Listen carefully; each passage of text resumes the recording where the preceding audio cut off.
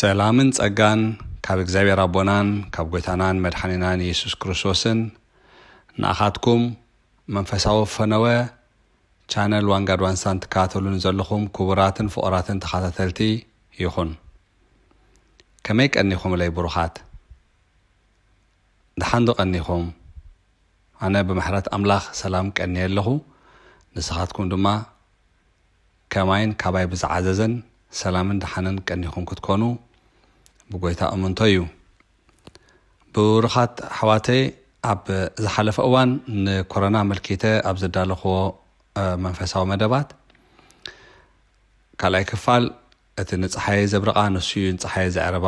ዝብልን ኣብ ትሕቲኡ ዝጠቓለል ኣርእስታትን ድሕሪ ምርኣይና ድሕሪኡ ነቲ ሙሳ ዓብደላ ዝፈነዎ ኣፀያፊ ዝኾነ ቃላት ኣብቲ ኣፀያፍነቱ ከይፀቐጥና ካብኡ ክንመሃሮ ንኽእልን ንዑ ክወሃቦ ዝኽእልን ምላሽ ኣብ ዝብል ኣትኲረ ሰለስተ መደባት ኣዳልየ ምንባረይን እተን ዘዳለኽወን ኣብ ተመደበለን መዓልታት መመሓላለፈይን ናይ ቀረባ ተዘክሮ እዩ ብምኽንያት እዚ እዛ ንኮሮና መልኪተ ዘዳለኽዋ ሳልሳይ ክፋል ከይኣተናያ ኢና ቀኒና እሞ ሎሚ ጎይታ ፈቒዱልና ዕድመ ሂቡና ግዜ ሂቡና ድማ ነዛ መልእኽቲ እዚኣ ክንካፈል በቂዕና ኣለና ትሕዝቶ ናይዛ ሳልሳይ ክፋል ንኮሮና መልኪተ ዘዳለኽዋ እንታይ ከም ዝመስል ድሕሪዛ ሓይልኻ ሃበኒ እትብል መዝሙር ክትስዕብ እያ እስከ ሓይልኻ ሃበኒ መሪሕነት መንፈስካ ኣይፈለየኒ ኣይተግድፈኒ እትብል መዝሙር እንዳሰማዕና ብመንፈስ ንኹን እሞ እታ መዝሙር ኣብ ቁፅሪ 1 ሕታመይ ተዘርጊሓ ዝነበረት ክትኮን ከላ ከሕድሳ ምስ ፈተንኩ እያ እዛ ሕጂ ሰምዕዋ ከሕድሳ ክፍትን ከለኹ ዝተገብረት እያ ወይ ዝተሃርመት እያ እሞ እንዳሰማዕኩም ክትህነፁላን ጸሎትኩም ክትከውን ድማ ተስፋ ገብር ኣብዚ እዋን እዚ ከዓ ኣገዳሲት ጸሎት እዛ መዝሙር እዚኣ እያ እሞ ሃየስከ بمنفس كونكم مزا مزمور ناتسألهم نتات سعب ملأختي تخاتاتلو نافتا مزمور كابلوكمي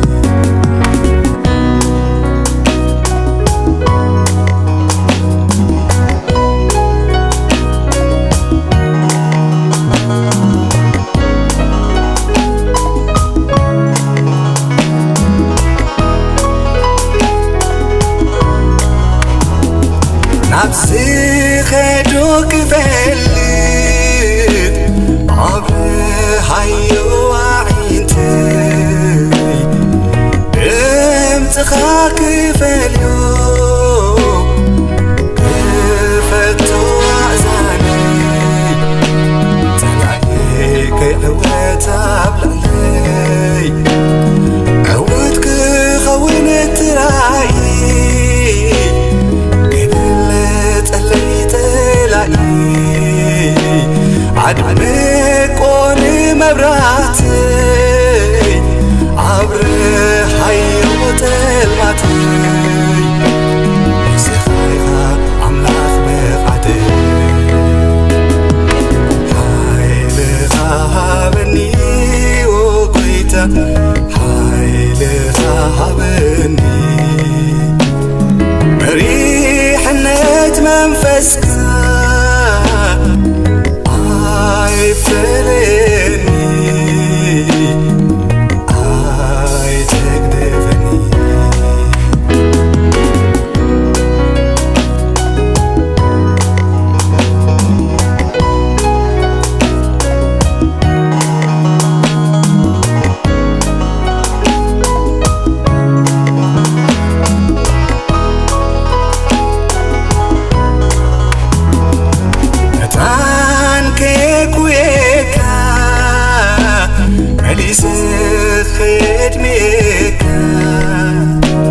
መዘወር ሕይወተይ ተረኪብካ ምርሓኒ ባዕልኻ ሓልፍ ኣኽቢረ ንስምካ ከምቲ ዘጀመርካኒ ክትፈጽመኒ ከምቲ ዝሰረትካኒ ንኽትፍጽመኒ ዋኻይ መድሓኒ ሓይልኻ ሃበኒ ወጎይታ ሓይልኻ ሃበኒ መሪሕነት መንፈስካ ኣይፈለኒ ኣይተግድፈኒ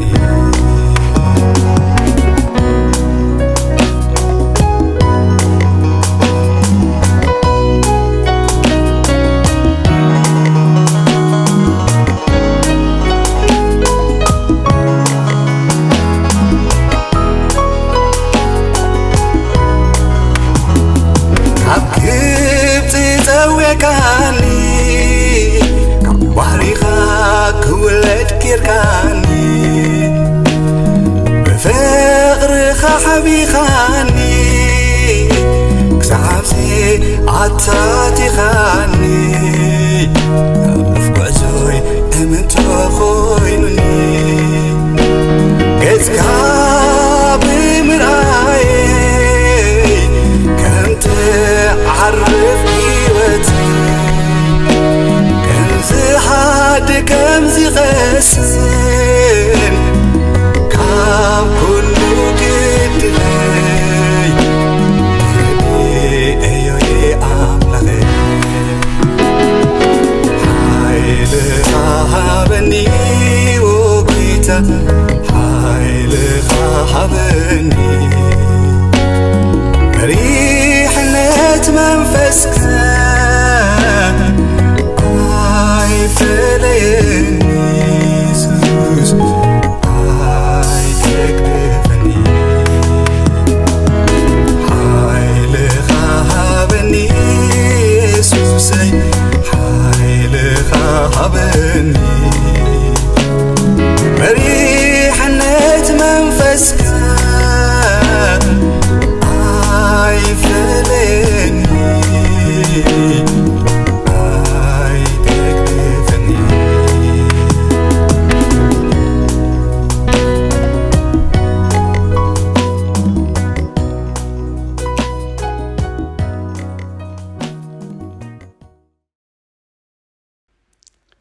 ክብርን ኣምላኽ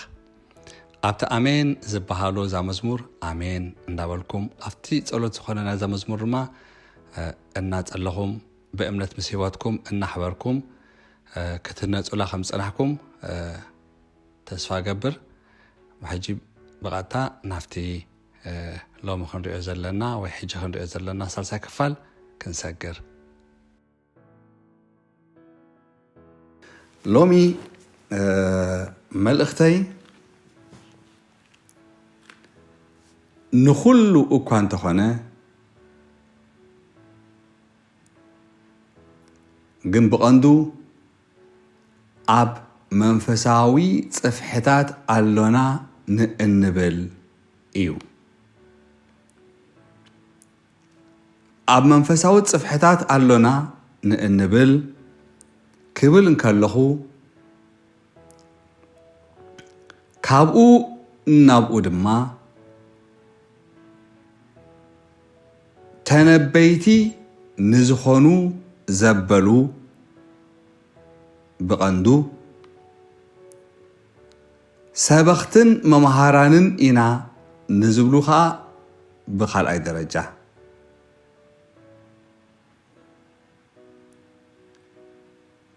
ብኹሉ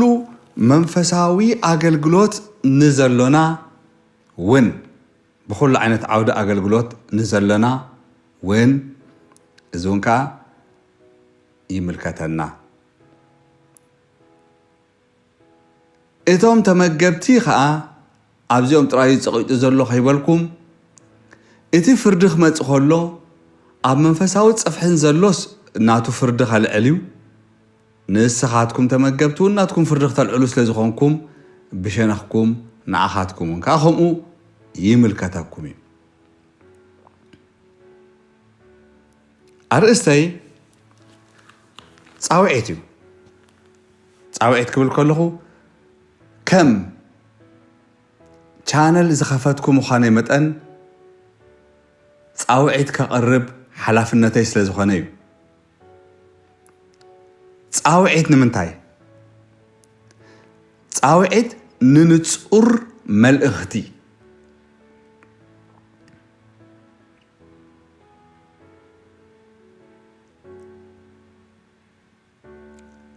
ጻውዒት ንንጹር መልእኽቲ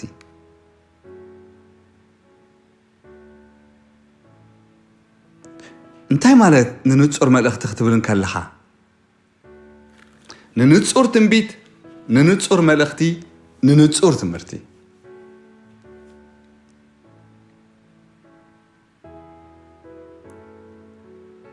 መጀመርያ ንንጹር መልእኽቲ ክብልን ከለኹ እንታይ ማለት ምዃኑ ንኽርድኣና ቁርብና መጽሓፍ ቅዱስ ምልስ ከብለኩም እየ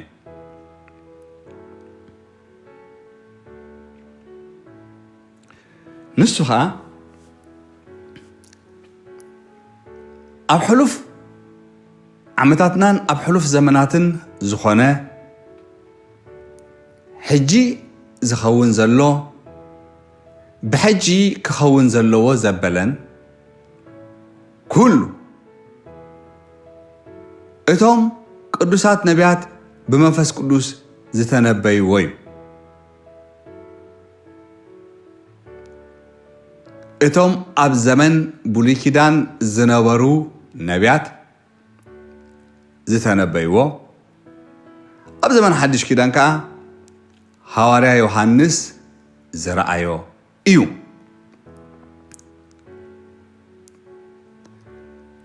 ካብቲ ዝኾነ ዘበለ ኣብ ሕሉፍ እግዚአብሔር ኣምላኽ ዘይተዛረቦ ከይከውን እግዚአብሔር በይኑ ኣምላኽ እዩ ስለዚ ንሱ ዝተዛረቦ እዩ እቲ ሕጂ ዝኸውን ዘሎ እውን እንተኾነ እግዚአብሔር ዘይተዛረቦ ከይከውን ብዘይክኡ ካልእ ኣምላኽ የልቦን እሞ ሕጂ እውን እግዚአብሔር ኣምላኽ ዝተዛረቦ እዩ ብሕጂ ክኸውን ዘለዎ ዘበለውን ከምኡ እቲ ሓቂ እዚ ስለ ዝኾነ ከዓ እዩ ጎይታ ብኣፍ ነቢ ኢሳያስ ኣብ ትንቢት ኢሳያስ ምዕራፍ 46 ጥቕሲ 10 ክንነብብ ከለና ካብ መጀመርታ ነቲ ናይ መወዳእታ ካብ ጥንቲ ገና ከይኮነ ከሎ ዝነገርኩ እሞ ምኽረይ ክቐውም ፍቓደዮም ክፍጽም እየ ዝበልኩ ኣነ እየ ዝበለ ጎይታ ታይሉ ካብ መጀመርታ ነት ናይ መወዳእታ ካብ ጥንቲ ገና ሃይኮነ ከሎ ዝነገርኩ ናይ አይናይ መልክቱ ዝነገሮ ናይ መወዳእታ መልክቱ ዝነገሮ መጽሐፍ ቅዱስና ኸ መወዳእታ ዝብሎ ነዚ ኣነ ንስኻትኩምን ዘለናዮ ዘመን ስለዚ እዚ ኣብ ዘመንና ዘሎ ሁሉ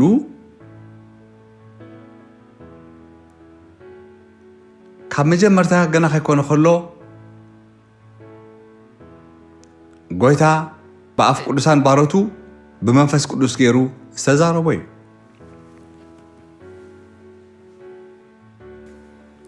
ዝተዛረበ እዩ ድንቂ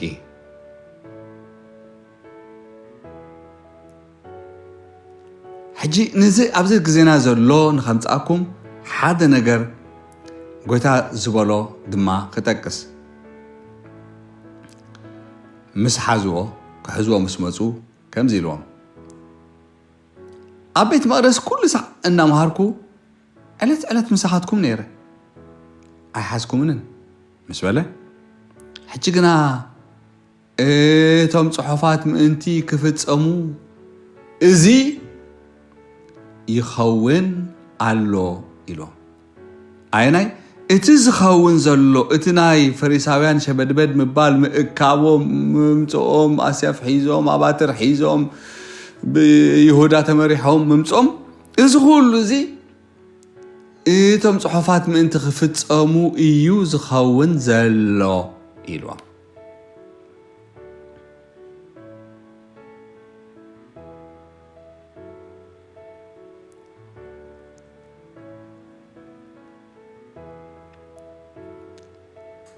እዚ ኣብ ዘመንና ዝኸውን ዘሎ ኣብ ግዜና ዝኸውን ዘሎ እውን እምበኣር እቲ ጽሑፋት ምእንቲ ክፍጸም እዩ ዝኸውን ዘሎ ማለት እዩ ብዘይውልውል ነዚ መንፈሳዊ ዝኾነ ዘበለ ኩሉ ዝኣምነሉ እዩ በዚ ኮይኑ ዘሎ በዚ ሕጂ ኣብዚ ግዜና ዝኳ መፂ ዘሎ ኮሮና ዝበሃል ዘሎ ሽም ዝሃብዎ ኮቪድ-19 ኢሎም ከዓ ዘነፀርዎ ባእታ እዚ ቫይረስ እዚ እተን ጽሑፋት ምእንቲ ክፍጸማ እዩ ዝኸውን ዘሎ ዝውን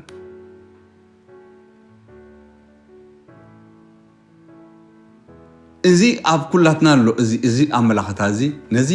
ርግፀኛ እየ ፃውዒተይ ዘሎ ግና ሕጂ ኣብዚ ግና ኣየናይ ጽሑፍ እዩ ብትኽክል ግን ዝፍጸም ዘሎ ኣየናይ ጽሑፍ ብትኽክል ይፍጸም ከም ዘሎ ምፍላጥ ንዘመንና ክንርድኦ የኽእለና ኣመላኽታና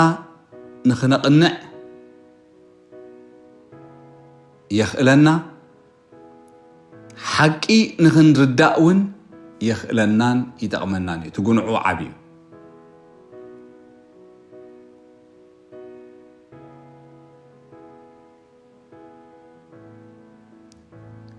فريساويان كريستوس كم تولد كردو زي خالهم تولدوا أما أخلهم نتمالالسه يسوس نسو كريستوس مخانو بزقلت أو تأمراتات إنها تقلت مالت نسو تزي كوينو كال زي قبرو كال نبي يخون نازراوي يخون زي قبرو قبر إنها قبره كريستوس مخانو بز إنها أن تسأرر لموكا كريستوس هاي تولدن يوم زبلو نيرو انتهي نيرو تميستر تنبيتات كم زفت تريد أرسازنا ورم ديو عيفالون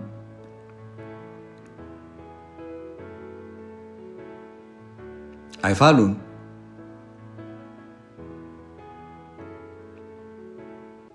هيرودس أو مسحاتهم كريستوس هبا يزول لديهم مسحاتهم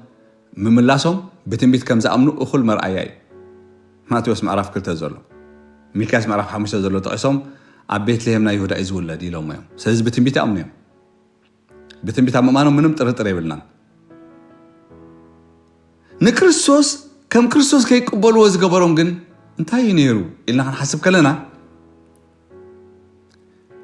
ክርስቶስ ቅድሚ ምውላዱ ክፍጸም ዝጸንሐ ትንቢታት ኣነጺሮም ክፈልጥዎ ስለ ዘይጸንሑ ጥራይ እዩ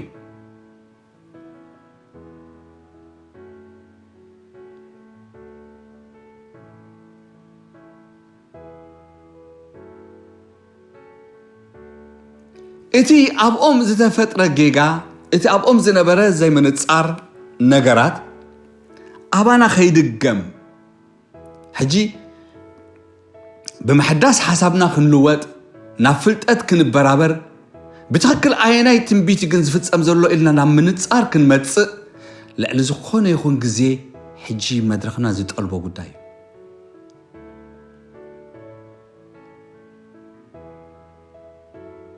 ነዚ ሻላማላይ ኢልና ክንሪኦ ዘይግባአና ነገር እዩ ብሩኻት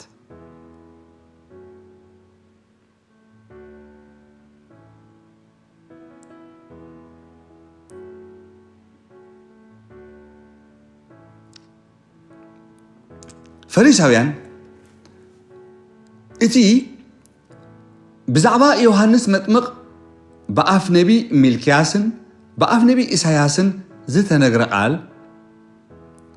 ኣብ ዮሐንስ መጥምቕ ከም ተፈጸመ ኣብ ዮሐንስ ወዲ ዘካርያስ ከም ተፈጸመ እንተ ዝፈልጡ ነይሮም ድሕሪኡ ዝመጽእ ክርስቶስ ምዃኑ ድሕሪኡ ዝውለድ ክርስቶስ ንሱ ናይ ክርስቶስ ጠራግ መገዲ ምዃኑ ምፈለጡ እሞ ኣሃ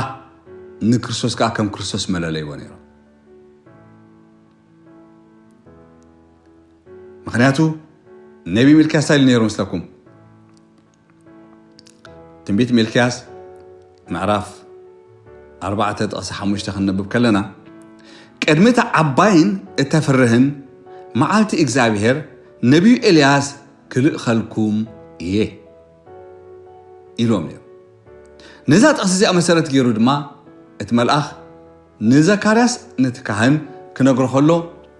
ንሱ ብመንፈስ ኤልያስን ብሓይሉን ክቐውም እዩ ክብል ዮሐንስ ናይዚ ነቢ ሚልክያስ ዝተነበዮ ትንቢት ፍጻመ ምንባሩ ወይ ፍጻመ ምዃኑ ኣነጺሩሉ እዩ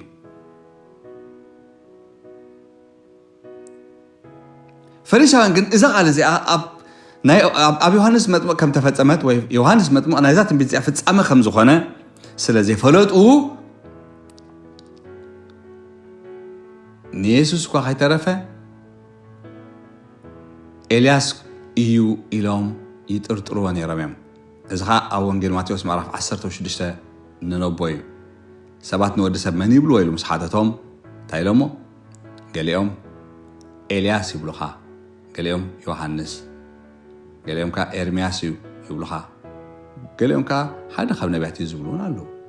ኩሎም ግን ኣብኦም ሰሪዖሞ ኣብ ስፍራ ነቢያት እዮም ሰሪዖሞ ኤልያስ እዩ ይብሉኻ ክብሉ ከለዉ ምኹንይ ኮይኑ ዝርድኦም ነገር ኣሎ እቲ ኣቐዲማ ክትቐሰልኩም ዝፀናሕኩ ጠቕሲ እዩ ሓሱ ስለዚ ኣይረኣየኩምን ኣብዚ ኣብ ትንቢት ኣየናይ ትንቢት ክርስቶስ ከይተወልደ ከሎ ኣየናይ ትንቢት ክፍጸሚ ክርስቶስ ምስ ተወልደ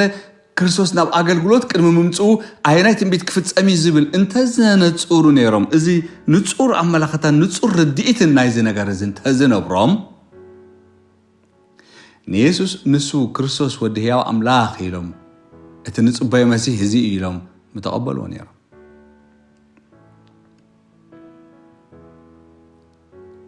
ሎሚ እነግረኩም ኣለኹ ክትኣምኑ ከይተኣምኑ ናትኩም ጉዳይ እዩ ክትኣምኑ እንተደሊኹም ክትኣምኑ እንተዘይደሊኹም ከዓ ከይተኣምኑ ናትኩም እዩ ኣነ ገና ነግረኩም ኣለኹ ሎሚ እንተ ደኣ እቲ ትንቢት ኣየናይ ትንቢት ሕጂ ይፍጸም ኣሎ ክነነፅሮ ዘይክኢልና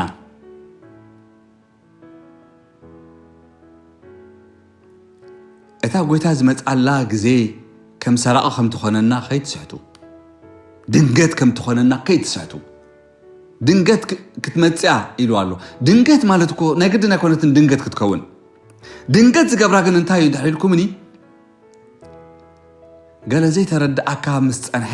ንስኻ ሓሲብካ ዝፀናሕካ ከምዚ ከሎ ብከምዚ ቢሩ ከምዚ ክኾን ደሎ ከምዚ ማለት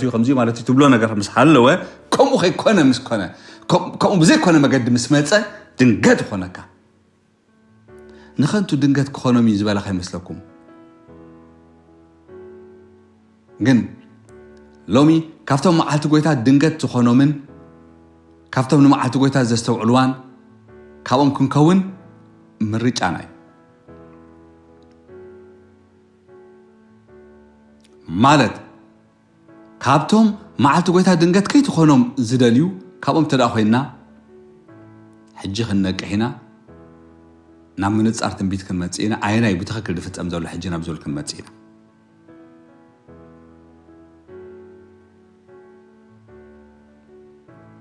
حفشاوي املاختا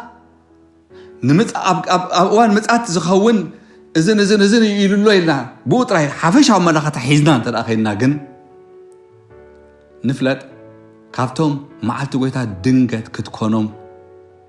زلوا سبات كابهم كوينا لنا مالتي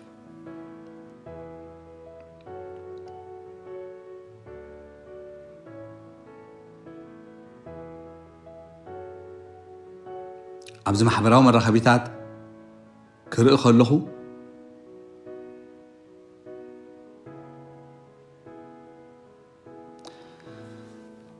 نزي زلو بتي أزيو فتان تلابعنتو بلبدانتو نبزلو مهوراتن فلاتاتن زبهالو أفراتن چنكن صاطنا أمرون شمي مزلو فتعمزي انز كورونا فيروس امريكيتهم كزاربو خسمع خلو اتزبزحه اذا اتي غويتا خمص خلو زنغرنا كافتنا مصاتات حدا زنغرنا فيرا خوني زبلو حدا ايزي فيرا مالت كالبدا مالت فيرا مالت فيروس يلنا نخيدينا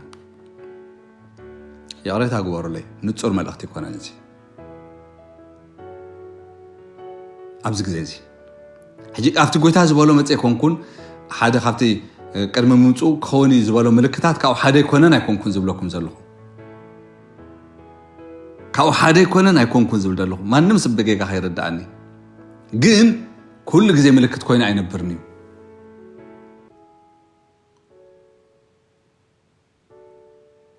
كل غزي غنا ملكت كوينو اينبرني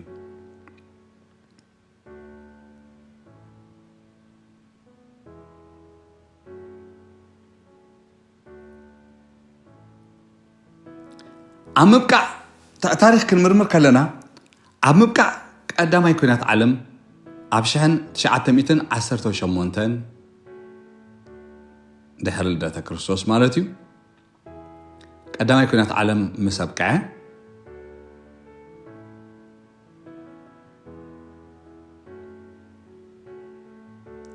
نايش بانيا غنفع بزبل حدا فيروس متي نيرو ازي فيروس ازي انت زي تقاقي بقذافنتو كساب 50 مليون حزب عالم زقذافايو نسو اتفيراي انتلنايو اذا حج زلو ختفيراي خنبلو مالت دي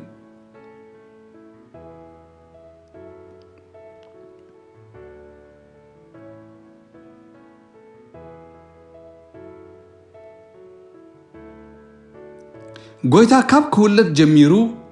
كساب زعرق حجون كساب زقلت اتبزعبو سنقرة بيتات أب جزيو أو نتفتأمنا تفتأم خيدون بر كل جزي اتحادة بيتا أو نتفتأمنا برالو مالتها يكونن نابنت እግዚአብሔር በለኒ ንስኻ ወደይኻ ኣነ ሎሞ ወለድኩኻ ትብል እዚኣ ክርስቶስ ኩለት ከሎ ተፈፂማ ተይልናያ ወይ እውን ህፃን ተወሊዱልና ወዲ ተወሂቡና ትብል ቃል ክርስቶስ ኩለት ከሎ ተፈፂማ ተይልናያ ሕጂ ክርስቶስ ኩሉ ግዜ ኩለድ ኣይነበርን እዩ ዘሎ ስለዚ ህፃን ተወሊዱልና ትብል ኩሉ ግዜ ትፍፀም ኮይና ትነብርና ወዲ ኣላ እቲ ብናይ ፋሲካ ዝነግር ሕጊ ክርስቶስ ገንሸል ፋሲካና ኮይኑ ክሳዕ ዝስዋዕ ይግበር ነበረ ክርስቶስ ገንሸል ፋሲካና ምስ ኮነ ግና እቲ ጽላሎት ኮይኑ ዝጸንሐ ዓመት ዝገብርዎ መስዋዕቲ ፋሲካ ወይ በዓል ፋሲካ መደምደምታ ፍጻመ ረኸበ ወይ ኣካልነቱ ረኸበ ትርጉሙ ኣብ ክርስቶስ ለበሰ ሕጂ ፋሲካ ዝብል ኩሉ ግዜ ከም ታብ ዘመን ብሉይ ኪዳን ዝግበር ዝነበረ ኩሉ ግዜ ክግበር ኣይነበርኒ ተፈጺሙ ትርድኡ ንኽትብሉ ተስፋ ገበር ልክዕ ከምኡ እዚ ትእምርቲ ምጽኣትን መወዳእታ ዓለምን ከመይ ክኸውን ኢሎም ምስ ሓተትዎ ጎይታ ዝተዛረቡ ከዓ ኣብ ገግዚኡ ድፍጸም እምበር ኩሉ ግዜ ብዝረኣናይ መጠን እዚኡ ድፍጸም ዘሎ እናበልናዮ ክንነብር ኣይኮነን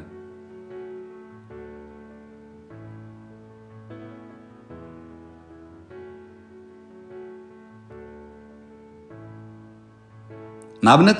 ውግእ ክትርእይኹም ራእዩ ግና ካይትሰንብዱ ኢሉ ውግን ወረ ውግን ክትሰምዑ ኢኹም ክትርእይኹም ራእዩ ግና ካይትሰንብዱ እዚ እቲ መጀመርታ ቅልውላው እዩ ክሳብ ቀዳማይን ካልኣይን ኩናት ዓለም ዝተገብረሉ እዋን ንኣብነት ምስኡ ደሚርና ኣስታት ክልት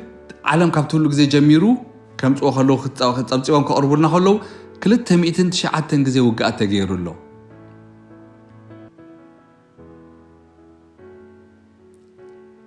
እቲ ጎይታ ዝተዛረቡ ውግእ ዝብል ኣመልኪቱ ዝተዛረቡ ግና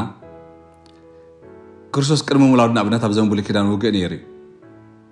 ሕጂ ንዑ ዲኻ መልክት ክርስቶስ ካብ ሞታት ምስ ዓረገ ብድሕሪኡ እውን ኣብ ተፈላለዩ እዋናት ውግእ ኮይኑ እዩ ብትክክል እታ ውግእ ክኸውን እዩ ዝበላ ነየነት እያ ተመልክት ዘላ እታ ጎይታ ዝዛረበላ ዘሎ ንናይ መጽኣቱ ምልክት ዝገበራ ዓይነት እያ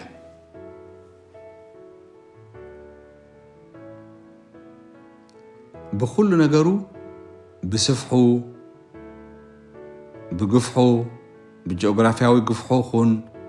ብብዝሒ ተሳተፎ መንግስታት ኹን ኣገናዚብካ ኣብቲ ቀዳማይን ካልኣይን ኩናት ዓለም ዝነበረሉ ከተምፅኦ ትኽእል ከም ኣብነት የብለኩም ዘለኹ ሕጂ እዚ ኣምፂናዮ እዚ ፌራን ጥሜትን ምንቅጥቃጥ ምድርን ዝብሎ ዘሎ ድማ ንስኸ ነየናይ ኣመልኪት እዩ ኢልዎ ዘሎ ሕጂ ሳሬስ መፂ ነይሩ ኢቦላ መፂ ነይሩ ኩሉ ግዜ ፌራ ተላባዕነት ለበዳ ስለ ዝኾነ ፌራ እናበልና ክንነብር ድና ነነፅሮ ናብ ምንጻር ንምጻእ ዝብለኩም ዘለኹን እዚ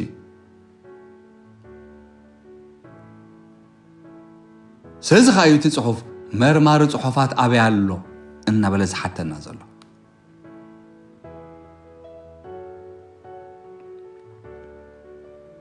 ከመይ ዳ ንዛ ዘመን ዘይትምርምርዋ ንዛ ዘመን ፍለጥዋ ክብለና ከሎ ብትኽክል ንዘመን ክፍለጥ እከኣል እዩ ማለት እዩ እሞ ብትኽክል ናብ ምፍላጡ ንምጻእ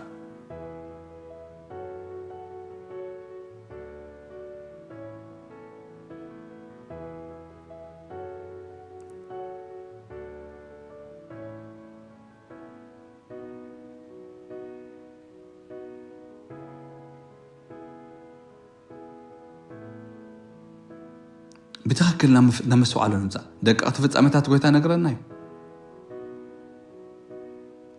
سلامتها خمسة نقرأنا تفضل ملكت كي نقبرنا عبي نقر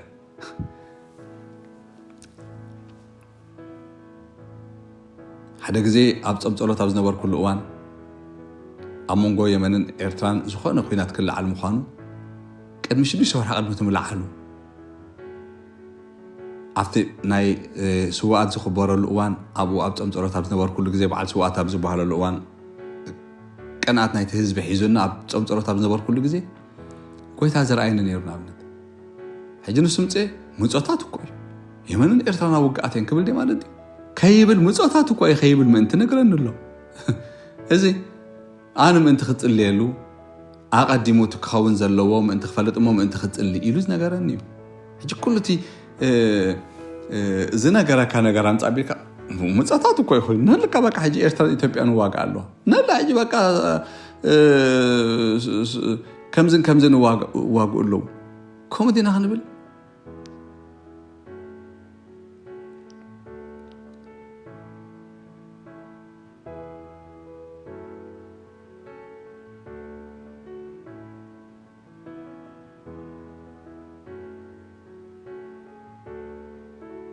أزي أتصبغنا خنا سوعلو لومي ኣብ ቅድሚ ኣምላኽን ኣብ ቅድሚ ትንህያውን ንሞታንን ክፈርድ ዘለዎ ክርስቶስ የሱስን ከምዚ ነገር ክኹምን እዛ ፃውዒት እዚኣ ከም ዘቕረብኩልኩምን እብል ኣለኹ ጎይታ ምስክር ሎሚ እዛምኩምን ምስክር እየን ሎሚ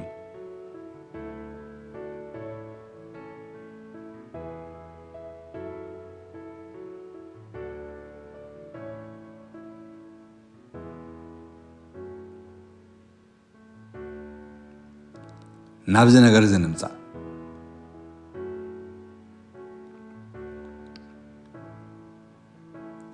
ዘየነፀርናዮ ብዙሕ ነገር ኣሎ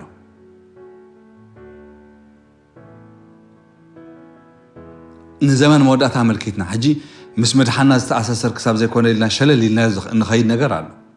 ኣብ ዕዮ ዘበለ ግን ረብሓ ስለ ዘሎ ነግረኩም ኣለኹ ሸለል እትብሎ ንኽትፈልጦ ሸለል እትብሎ ነገር ዋጋ ካኽፍለካ ይድሓር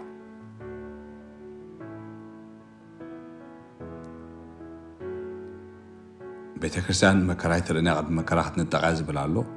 ቤተ ክርስቲያን መከራ ክትርእያ ድሕሪ መከራ ክትንጠቃ ዝብል ኣሎ ኣይና ይትሓቂ ንኣብነት ፀረ ክርስቶስ ድሕሪ ቤተ ክርስቲያን ምኻዳ እዩ ዝግለፅ ዝብል ኣሎ ኖኖ ፀረ ክርስቶስ ቅድሚ እዩ ዝግለፅ ዝብል ኣሎ ኣይና ይትሓቂ ንኣብነት ግድብልኩምን እዚ ምርዳእ እዚ ነግረኩም ኣለኹ ዋጋ ካኽፍለና እዩ ብዙሕ ግዜ ኣብቲ ናይ ምድሓን ነገራት ኣብኡ ጥራይ እንኳ ሓደ ኮና እምበር ኣብዚ ዝደሓን ኢልና ንኸይድ ኢና ፅቡቕ ከም መፈላለይ ኣይንውሰዶ እኳ ሓቂ እንተኾነ ግን ሸለልካ ኣይንበሎ ዋጋ ካኽፍለና እዩ ኣብ ዕዮ ዘበለ ኢሉ ሎ ሰሎሞን ኣብ ዕዮ ዘበለ ረብሓ ኣሎ ስለዚ ትርዳኣ ዘበለ ደቃቕ ትኾን ዓባይ ብዘየገድስ ኣብ ሓቅነታ መፂኻ ሓቅነታ ክሳብ ዘይሓዝካ እዋን ዋጋ ከተኽፍለካ ዋላ ንስኻ እዚኣ ተሓቂድካ ሒዝካ ፅናሕ ንስ ሓቂ ተደይ ኮይና ዋጋ ከተኽፍለካ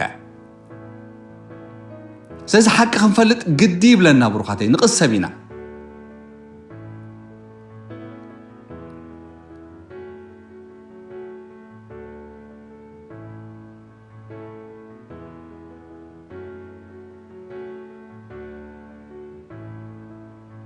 ገለገለና ሕጂ ከም ንፍራት ኣምላኽ ዘለዎም ሰባት ይዛረብ ዘለኹ ኣነ ኣስተብሉ ገለገለና ሕጂ ቀጥታ ኣብቲ ኮሮና ቫይረስ መፂና እዚ መንፈስ ኢልና በጌታ በኢየሱስ ስም ንብሎ ኢና ንበሎ ፅቡቕ ግን ናይ ኣይናይ ፅሑፍ ፍፃመ ምዃኑ ፈሊጥና ዲና እሞ ክንግስፆ ከም ዘለና ተረዲእና ዲና እሞ ንብል ዘለና ወይስ መንፈስ እዩ ኣጋንንቲ እዩ ብዝብላ ተሓስባ ጥራይና ከምኡ ንብል ዘለና ምክንያቱ ጎይታ ከምዚ ኢሉ ኣሎ ጴጥሮስ ሰይፊ መሊሑ ንጎይታ ክዘርየሉ እያይ እዝኒ ባርያ ሊቀ ካህናት ምስ ቆረፀ ጎይታ ኸይዱ ነታ እዝኒ ባርያ ሊቀ ካህናት ትንከፍ ኣቢልዋ ሓውያ ናብ ንጉራ መለስ ኣቢሉ ንጴጥሮስ ግን መልእኽቲ ይብዋ ስምዖን ኣነ ነቦይ ምልማኑ ዘይከኣለኒ ሞ ነቦይ ምልማኑ ዘይከኣለኒ ሞ ኣቦይ ካብ 12 ለይገመን ዝበስሑ መላእኽቲ ክሰደለይ ዘይከኣሎ ዶ ይመስለካ ኣነ ክጥላይ ክእልኒ ካብ ናትካ ሰይፍ ሒዝካ ክትዋጋኣለይ ትጅምርሲ ኣነ ክጥሊ ዘይክእል ዶ መስለካ ነቦይ ክልሙኖ ዘይከኣለን ዶ መስለካ ሞ ኣቦይ ከዓ ካብ 12 ለይገመን ዝበስሑ መላእኽቲ ክሰደለይ ዘይከኣሎ ዶ መስለካ ኣሎ ክረዳ እንደይከኣሎ ዶ መስለካ ኣሎ ምስ በለ ከምዚ ተኮይኑ ተንፅሖፋት ደኣ ከመይ ኢለን ይፍፀማ ኢልዎ ስለዚ ኣነ ክልምን ዘድልየና ኣይኮነ ንስኻ ሰይፊ ክትመዘሉ ዘድልየካ ኣይኮነ ክፍፀም ዘለዎ እዩ ብሎ ኣሎ እዚ ሕጂ ጎይታ ስለ ዝፈለጦ እዩ ነትፍፃመ ሓቀይ ጎይታ ነትፍፃመ ስለ ዝፈለጦ እዩ ፅቡቕ ከመይ ዝለኩም ዘለኹ ኣነ ንስኻትኩምን ከሞ ክንግስፆስ ነትፍፃመ ናይ ዓይናይ ትንቢት ፍፃመ ምዃኑ ፈሊጥናዮ ዲና ነዚ ኢኻ ኣለኩም ዘለኹ ነነፅሮ ቅድም እግዚአብሔር ኣምላኽ ኢልዎ ኣሎ ክሳብ መዓስ ኢኻ ብፀሎት ህዝብኻ ትኹሪ ኢልዎ ኣሎ ሓደ እዋን ንፅልለና እንዳበልና ብፀሎትና ንጎይታ ንኸርዮ ኢና እዚኣ ክትፈልጡ ግብርና ጥራይ ኣይኮነን እከይ ግብርና ጥራይ ኣይኮነን ንጎይታ ዘኸርዮ ክንፅልዮ ዝግባኣና ዘይምፅላይና ከይንፅልዮ ዝግባኣና ምፅላይና እውን ይኸርዮ እዩ ይቆጥዖ እዩ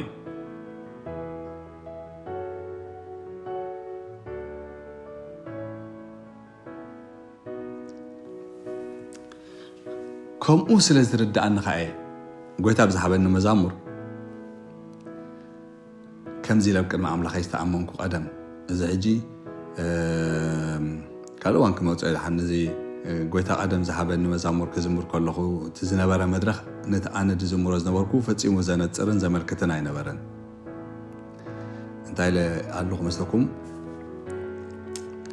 ዝዘለላይ ተሳእንን ቃልካ ዘስተንትን ግን የለን ስለዚና ዝጠፋእና ዝባደመ ምድርና ዝዘለላይ ተሳእንን ቃልካ ዘስተንትን ግን የለን ስለዚና ዝጠፋእና ዝባደመ ምድርና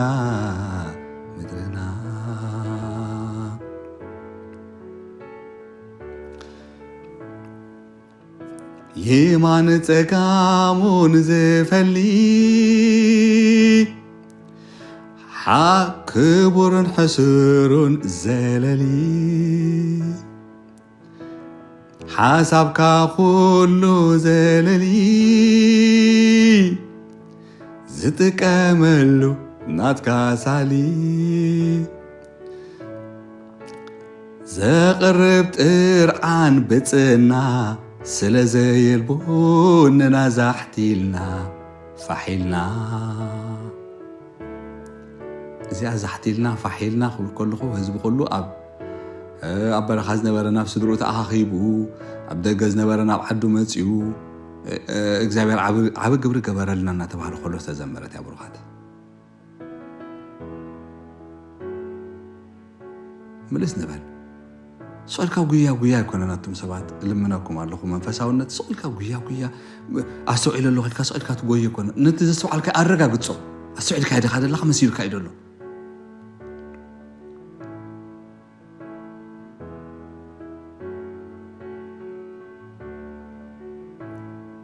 قويتا أذانو أدنينو زسمعو كمنا إلياس مسوقات حوا أوريدو زبالعو صلوت أنت عينت صلوتي حساب قويتا على لي خازت صلة صلوتي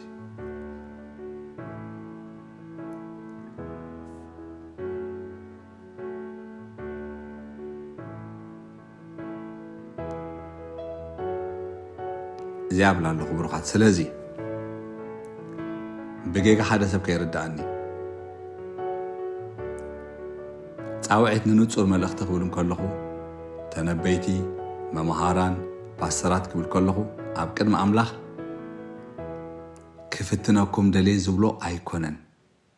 حلافنتاو قبو أيو ميديا حيزة بميديا حيخيد كساب زلخو تعوعت كقرب فرات أملاخ زلو زبلون نزي أنا زبلو زلخو بوشت تغنزيبو بعلو تتسوي علخو هلو تسفا قبر برقص كفرات أملاخ زلو زبل بعلو تتسوي علو تايز نغر زي كما يزو خون زلو تايز فتسم زلو فقد كان تايو بزي نغر زي إلو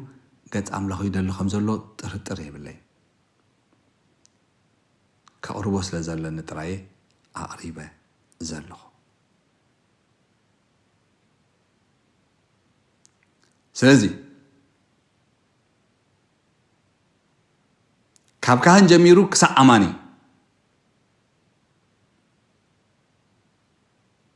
بمحداس حسابو خلوات مفلات زمنو من تخكالو إن من تصار تنبيتاو في تصاميتات ناب فلتات كبرابر كنكح كتجه كاب زخونه يخون اوان نلعلي حجي مدرخ زت قلبو قداي مخانو إنا عزخاخركو نزسم عن زبالة منفساو تعويت أقرب الله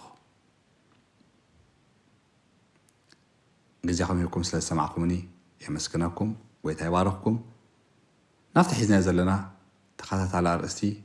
بو خصاب نرخب سلام كنا نخلاتنا